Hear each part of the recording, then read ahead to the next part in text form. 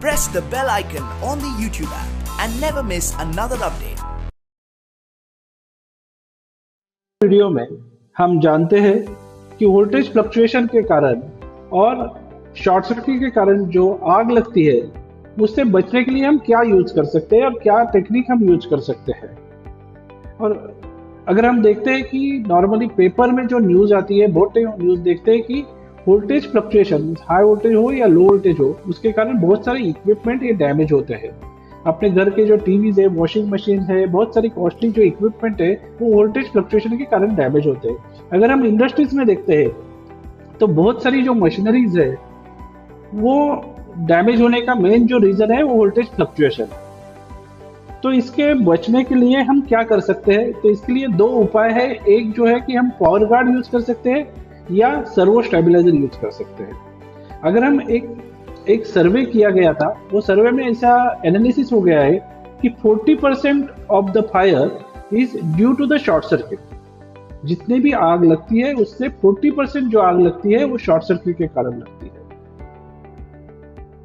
तो अभी हम देखते हैं कि ये बेसिकली जब भी कोई इक्विपमेंट हम डिजाइन करते हैं तो वो डिजाइन इक्विपमेंट रहता है पर्टिकुलर वोल्टेज के लिए किया जाता है।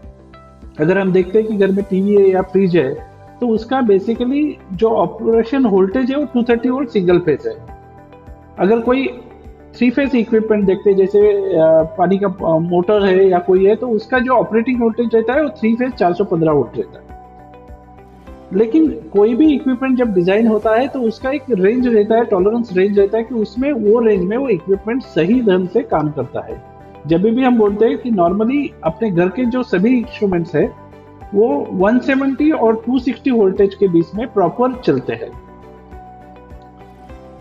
तो इसके लिए लेकिन कुछ इक्विपमेंट ऐसे है कि जिसके लिए बहुत प्रिसाइज वोल्टेज लगता है। जैसे एक सीएनसी मशीन है या मेडिकल कोई कॉस्टली इक्विपमेंट है, उसके लिए जो वोल्टेज रेंज है वो बहुत नैरो रहता है, उसमें 230 प्लस माइनस 1% का रेंज रहता है।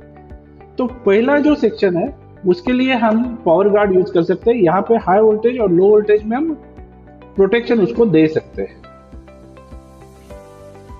तो इसमें बेसिकली पावर गार्ड जो है वो थोड़ा सा कॉस्ट इफेक्टिव सॉल्यूशन है। स्टेबलाइजर ये थोड़ा सा कॉस्टलियर सॉल्यूशन है। जहाँ पे बहुत कॉस्टली इक्विपमेंट है वहां पे हम स्टेबलाइजर यूज कर सकते हैं, और नॉर्मल सभी इंस्ट्रूमेंट्स जो घर के इंस्ट्रूमेंट है उसके लिए हम पावर गार्ड यूज कर सकते हैं। तो बेसिकली ये पावर गार्ड काम कैसे करता है हम देखते हैं कि पावर गार्ड में क्या होता है। जैसे ही लो वोल्टेज होता है या हाई वोल्टेज हो जाता है तो ये घर का जो सप्लाई है वो डिस्कनेक्ट कर देता है। तो इसका जो बेसिकली इसमें एक डिजिटल डिस्प्ले दिया हुआ है। ये डिजिटल डिस्प्ले में आपको वोल्टेज दिखता है, करंट दिखता है, ये सब पैरामीटर्स आप मॉनिटर भी कर सकते हैं। जैसे ही हाई वोल्टेज आ जाता है ये सप्लाई डिस्कनेक्ट हो जाता है, आपके जो इक्विपमेंट है वो सेफ हो जाते हैं, और जब भी नॉर्मल सप्लाई आता है तो ऑटोमेटिकली ऑन हो जाता है। इसमें अलग अलग मॉडल्स है, डिपेंडिंग ऑन द आपका जो कंजम्पशन है उसी हिसाब से हम उसका अलग अलग मॉडल सिलेक्ट करते हैं। इसमें और एक प्रोटेक्शन है। नॉर्मली कैसे होते हैं कि अपने घर के जो इक्विपमेंट्स है जैसे कि एसी है या गीजर है, उसमें बहुत बार लीकेज चांस रहता है कि उसमें अर्थिंग लीकेज आता है और लीकेज के कारण किसी को शॉक भी बैठ सकता है। तो जब भी ऐसा लीकेज रहेगा या किसी को शॉक बैठता है तो ये इमीडिएटली सप्लाई डिस्कनेक्ट कर देता है। इसको अर्थ लीकेज प्रोटेक्शन बोलते हैं। तो ये भी फीचर इसमें इनबिल्ट है। इसके अलावा और भी एक इसकी खासियत है कि ये यूज करके हम अपना light bill, electricity bill save भी कर सकते हैं। ये कैसे हम देखते हैं कि जब भी अपने घर में कोई इक्विपमेंट है अपने को पता नहीं चलता कि इक्विपमेंट का कंजम्पशन कितना है। जैसे हम एग्जांपल ले कि 2 फैन है अपने पास में, लेकिन एक फैन का कंजम्पशन 30 वॉट है और दूसरे का 80 वॉट है। जब आप ये मॉनिटर करेंगे कि ये फैन का कंजम्पशन 30 वॉट है और इसका 80 वॉट है तो आप अपना यूज उसी तरफ से करेंगे। बहुत टाइम ऐसे होता है कि जो रेफ्रिजरेटर पुराना हो जाता है या मोटर पुरानी हो जाती है वो बहुत पावर लेने लगती है, लेकिन आपको पता नहीं चलता, अपना लाइट बिल बढ़ते जाता है।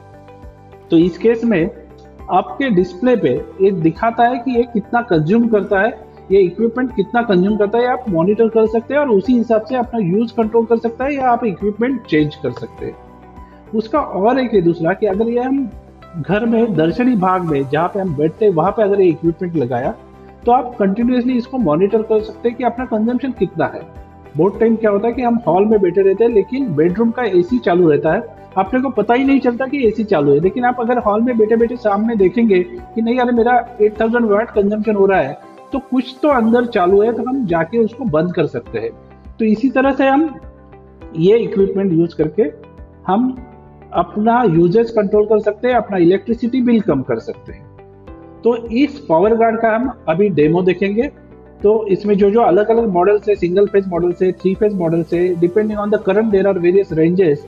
तो हम अभी इसका डेमो देखेंगे प्रैक्टिकल। तो अब हम हमारे पावर गार्ड मॉडल के बारे में डिस्कस करते हैं।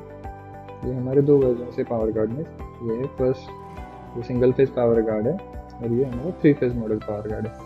दोनों 32 एम्पियर रेटिंग है, single phase 32 ampere, 3 phase 32 ampere. तो पहले हम सिंगल फेज के बारे में डिस्कशन कर लेते हैं। ये कुछ इस तरह का डिस्प्ले इस पावर गार्ड में दिया हुआ है। ये कुछ एलईडीज है जिनके ऊपर हर एलईडी का फंक्शन लिखा हुआ है, और हम बाद में डिस्कस करते हैं। ये कीज की भी कुछ ऑपरेशन है, ELCB बाईपास, प्रोटेक्शन बाईपास, जिनके बारे में मैं आपको जानकारी देता हूँ डेमो में। पहले हम इसका कनेक्शन देख लेते हैं। आप देख सकते हैं यहाँ पे इसे इनपुट सिंगल फेज कनेक्ट कर सकते हैं हम, फेज न्यूट्रल, और यहाँ से हमें आउटपुट निकालनी है फेज न्यूट्रल।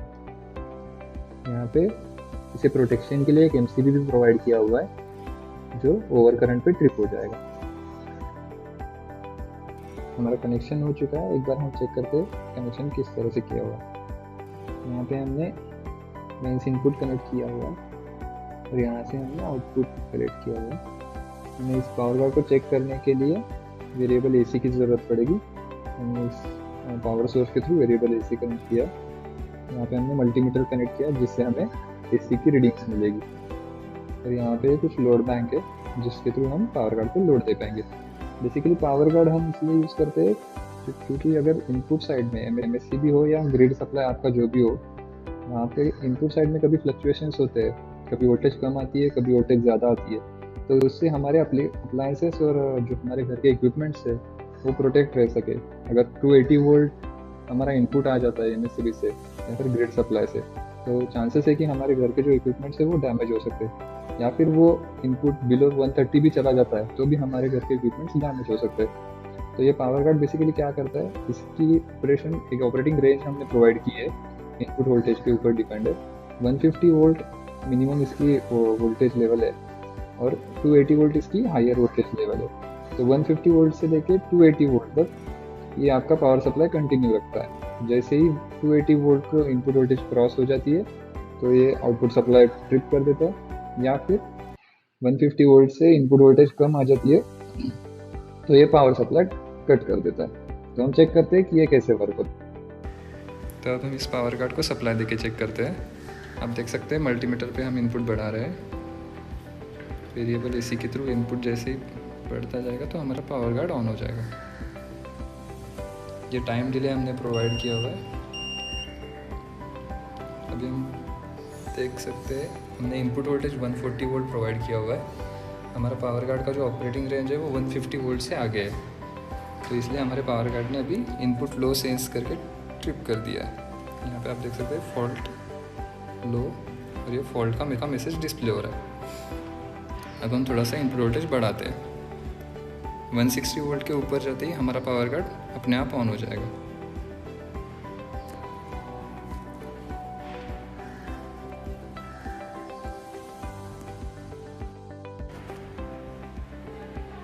आप देख सकते हैं फॉल्ट सेंस कर रहा है, अभी अपने आप रीसेट हो गया।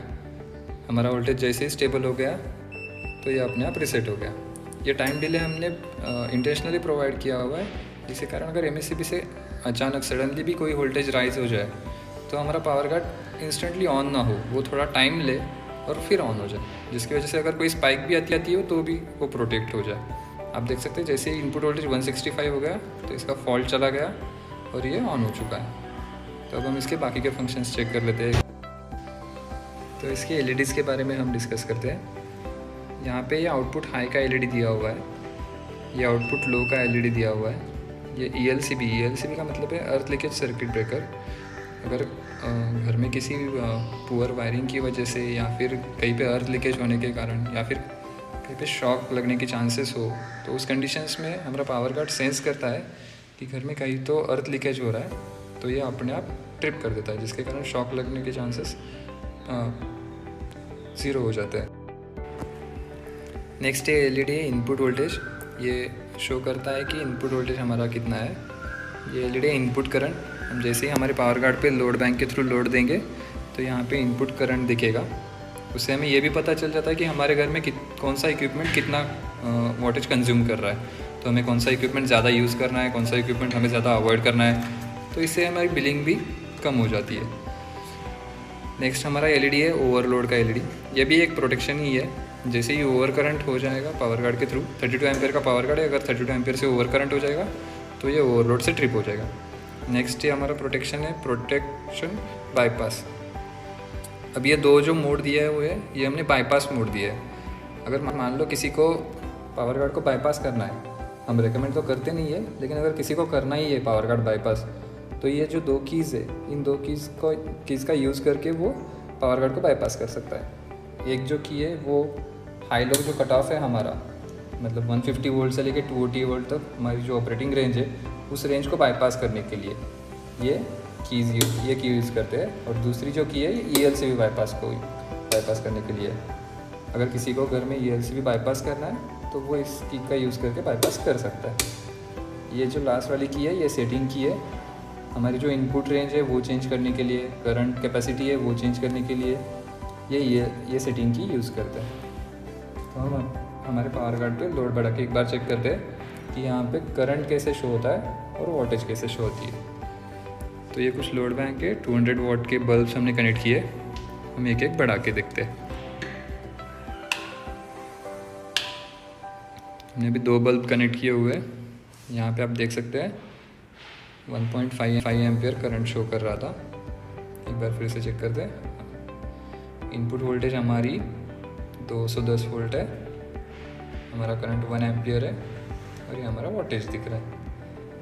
तो इस तरह से हमें पता चल जाता है कि हमारे घर में जो इक्विपमेंट रन हो रहे हैं उनका वोल्टेज कितना आ रहा है। अभी हमने हमारे पावर कार्ड में इनपुट लो इनपुट हाई करके प्रोटेक्शन चेक कर लिया, आउटपुट चला के देख लिया कि आउटपुट कैसे चलता है हमारे पावर कार्ड पे, हमें क्या क्या इंडिकेशंस मिलती है, क्या क्या इन्फॉर्मेशन मिलती है। अब हमारे पावर कार्ड का एक और फंक्शन है ELCB, जिसके बारे में मैं बात कर रहा था। तो एक बार चेक करते कि ELCB कैसे वर्क होता है। तो ये CFL बल्ब हमने लिया हुआ है, 7 वाट का ये CFL बल्ब है। इसे हम अर्थ और फेज़ के साथ कनेक्ट करेंगे, मतलब अर्थ लीकेज करके देखेंगे कि ये ट्रिप कैसे होता है। तो अब हम ELCB फंक्शन एक बार चेक करके देखते हैं। इस बल्ब को मैं फेस और अर्थ के साथ कनेक्ट करने वाला हूँ। आप देख सकते हैं अभी पावर कार्ड हमारा चल रहा है, हमारा लोड भी अभी रनिंग है। अब मैं थोड़ा सा अर्थ लीकेज करके देखने वाला हूँ कि पावर कार्ड ट्रिप कैसे होता है। आप देख सकते हैं EL मैसेज आ रहा है और फॉल्ट लिख के आ रहा है, हमारा लोड भी ट्रिप हो चुका है, मतलब ELCB की वजह से पावर कार्ड ट्रिप हो। तो कुछ इस तरह से ELCB का फंक्शन वर्क होता है। अब इसी ELCB को अगर बाईपास करना है तो इस की से बाईपास हम कर सकते हैं। बाईपास करने के बाद ये ट्रिप नहीं होगा। हमने लोड स्टार्ट कर दिया है। अब मैं फिर एक बार वही एक्शन करने जा रहा हूँ। CFL बल्ब को फेज और अर्थ के साथ कनेक्ट करूँगा और देखते हैं ट्रिप होता है कि नहीं। आप देख सकते हो इसने ELCB का इंडिकेशन ऑन कर दिया, लेकिन पावर कार्ड ट्रिप नहीं हुआ। ELCB हो रहा है, इसने सेंस किया ELCB हो रहा है, लेकिन ये ट्रिप नहीं कर रहा क्योंकि आपने ELCB का प्रोटेक्शन ऑन किया है। अब जैसे ही आपने ELCB का प्रोटेक्शन बाईपास किया है, अब जैसे ही मैं ये प्रोटेक्शन फिर से ऑन कर दूँ तो ये ट्रिप हो गया और ये बता रहा है कि ELCB आ रहा है। प्रोटेक्शन बाईपास करने के बाद ये रीसेट हो जाएगा। प्रोटेक्शन बाईपास हो चुका है, ELCB आ रहा है, लोड आपका ऑन हो गया। अब हम हमारे 3 फेज पावर कार्ड मॉडल के बारे में डिस्कस करते हैं। ये हमारा 32 ampere 3 phase power card model है। इसका डिस्प्ले आप देख सकते हो, यहाँ पे कुछ इंडिकेशंस दी हुई है जिनके बारे में मैं आपको डेमो में डिस्कस करता हूँ। अब हम हमारे 3 फेज पावर कार्ड मॉडल के बारे में डिस्कस करते हैं। ये हमारा 3 फेज पावर कार्ड मॉडल है। ये 32 एम्पियर कैपेसिटी वाला पावर कार्ड है। इसका डिस्प्ले कुछ इस तरह है। यहाँ पे कुछ इंडिकेशंस प्रोवाइड की हुई है और यहाँ कुछ कीज दी हुई है कुछ ऑपरेशंस के लिए, जो मैं आपको डेमो में एक्सप्लेन करता हूँ। यहाँ पे ये आउटपुट के MCBs दिए हुए हैं जो आउटपुट प्रोटेक्ट करते हैं। अगर ओवर करंट या कुछ फॉल्ट हो जाए तो ये अपने आप ट्रिप हो जाएंगे। इसका कनेक्शन कुछ इस तरह है। यहाँ पे आप देख सकते हैं हमने यहाँ पे मेंस का MCB इनपुट कनेक्ट किया हुआ है। अब ये 3 फेज पावर गार्ड है तो एक ही फेज कॉमन कर दी है। यहाँ से हमने आउटपुट कलेक्ट किया हुआ है। इस आउटपुट पे हम ये लोड डायग्राम रन करेंगे और इनपुट पर इस पावर गार्ड की इस वेरिएबल AC के थ्रू हम इनपुट कनेक्ट करेंगे। तो अब हम इस पावर गार्ड को सप्लाई देके चेक करते हैं। वेरिएबल AC के थ्रू हम AC सप्लाई बढ़ाएंगे। अब मल्टीमीटर पे चेक देख सकते हैं जैसे ही हमारा इनपुट वोल्टेज 60-70 वोल्ट क्रॉस कर देगा हमारा पावर गार्ड स्टार्ट हो जाएगा। पावर गार्ड स्टार्ट हो चुका है। जैसे हमने सिंगल फेज में देखा कि डिले प्रोवाइड किया हुआ है, सेम डिले हमने 3 फेज मॉडल में भी प्रोवाइड किया हुआ है। आप देख सकते हैं यहाँ पे हमने मेंस कनेक्ट किया तो मेंस का LED ग्लो हो चुका है। जो हमारा इनपुट जो वोल्टेज है वो 75 वोल्ट AC है तो इसने लो वोल्टेज का फॉल्ट इंडिकेशन हमें दे दिया है। ये EL फॉल्ट मतलब हमारा ELCB का जो फॉल्ट रहता है वो इंडिकेशन करने के लिए रहता है। अब ये 3 फेज मॉडल है तो यहाँ पे हर एक फेज के लिए अलग अलग इंडिकेशन दिया हुआ है। R फेज के लिए R रेड वाली लाइट इंडिकेट करती है।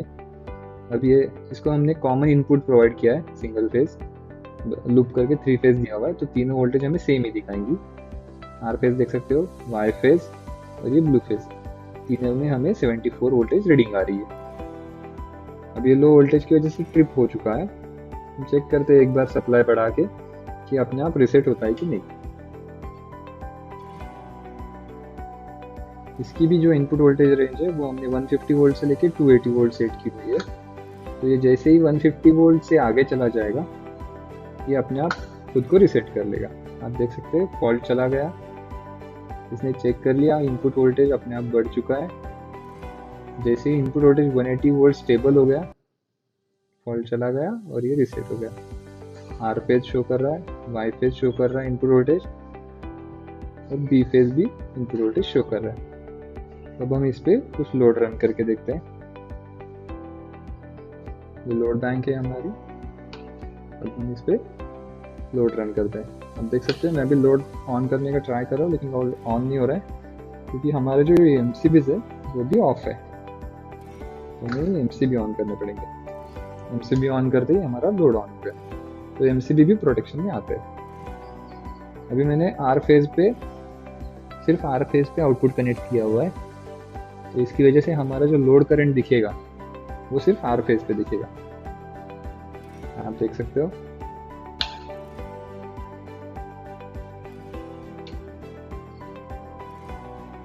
देख सकते हो B फेज पे वोल्टेज शो कर रहा है, करंट नहीं है। R फेज पे वोल्टेज शो हो रहा है,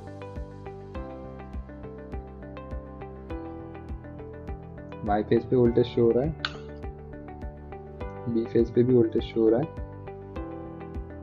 जब मैंने लोड बढ़ा दिया तो आप देख सकते हैं R फेज पे 3 एम्पियर का लोड करंट फ्लो हो रहा है। Y और B फेज में मैंने कोई लोड कनेक्ट नहीं किया है तो Y और B में 0 लोड बता रहा है। सिर्फ R फेज में 3 एम्पियर लोड रनिंग है तो R फेज में ये 3 एम्पियर करंट दिखा रहा है। तो इसी तरीके से हम Y फेज और B फेज पे भी लोड बढ़ा के चेक कर सकते हैं कि Y फेज पे और B फेज पे कितना करंट शो कर रहा है। इस करंट की वजह से आपको ये मदद होती है कि आपको खुद को पता चलता है कि आपके घर का या फिर आपकी इंडस्ट्री में कौन सा इक्विपमेंट कितना कंजम्पशन कर रहा है। तो इसकी वजह से आपको कौन सा इक्विपमेंट अवॉइड करना है, कौन से इक्विपमेंट का कितना यूज़ करना है और इसकी वजह से आपकी एनर्जी सेविंग भी हो सकती है। अब हम ये जो सामने कीज़ दी हुई है इनके ऑपरेशन के बारे में एक बार चेक करते हैं। ये फर्स्ट वाली जो की है ये हमारा हाई लो बाईपास जो हाई लो कट ऑफ है हमारे पावर गार्ड का 150 वोल्ट से लेके 280 वोल्ट, तो उसको बाईपास करने के लिए ये की हम यूज़ करते हैं। अगर इस की को आप प्रेस करके रखोगे, प्रेस करके होल्ड करोगे तो ये अपने आप बाईपास हो जाएगा, यानी ये इनपुट वोल्टेज सेंस नहीं करेगा। ये 150 वोल्ट से नीचे चला जाएगा तो ट्रिप नहीं होगा, 280 वोल्ट से आगे चला जाएगा तो ट्रिप नहीं होगा। हम रेकमेंड तो नहीं करते लेकिन किसी कस्टमर को अगर बाईपास करना है तो वो इसे इस की से बाईपास कर सकते हैं। इसे आप देख सकते हैं HLU बाईपास, इसका मतलब हाई लो वोल्टेजेस जो कट ऑफ है वो बाईपास हो चुके हैं। इसे फिर से ऑन करने के लिए उसी की को होल्ड करना है प्रेस करके। ये चलिए ऑन हो गया। सेकंड वाली जो की है वो सेटिंग मोड में जाने के लिए कुछ सेटिंग है पावर गार्ड के related, low voltage, high voltage, EL, current capacity, stresses हम सेट करते हैं, डिले जो फर्स्ट आता है पावर देने के बाद वो डिले सेट करने के लिए, और ये SPP मोड है। SPP मोड के बारे में एक बात बताना चाहूँगा, अगर आपका लोड 3 फेज है और मान लीजिए कि आपकी इनपुट सिंगल फेज 3 फेज में से कोई एक सिंगल फेज चली जाती है, तो आपका जो आउटपुट है वो तीनों के तीनों फेज बंद होना चाहिए। तो ये SPP अगर हम ऑन रखते हैं तो ये चेक करता है कि आपकी तीनों फेज प्रेजेंट है या नहीं है। अगर कोई एक फेज भी एब्सेंट है तो ये आपके आउटपुट तीनों फेज में काट देगा। अगर एक तीनों फेज प्रेजेंट है तो ये आउटपुट चलेगी, कोई भी एक फेज एब्सेंट हो गई तो आउटपुट ट्रिप हो जाएगी। कोई इंडस्ट्रियल एप्लीकेशंस के लिए SPP ऑन रखना कंपलसरी रहता है। हमारे घरेलू एप्लीकेशंस के लिए SPP का कोई मतलब नहीं, क्योंकि हम घर में तो सारे सिंगल फेज ही एप्लीकेशन शिफ्ट करते हैं। ये कुछ इस तरह की इसकी सेटिंग्स है। सेटिंग से बाहर आने के बाद अब ये थर्ड वाली जो की है, like single phase power guard में जैसे ELC पे बाईपास की थी, तो ये वही सेम की हमने 3 फेज पावर गार्ड में भी प्रोवाइड की है। जैसे ही आप ये की प्रेस करोगे, प्रेस करके होल्ड करनी पड़ती है, तो ELC भी बाईपास हो जाती है या फिर ELC भी ऑन होती है।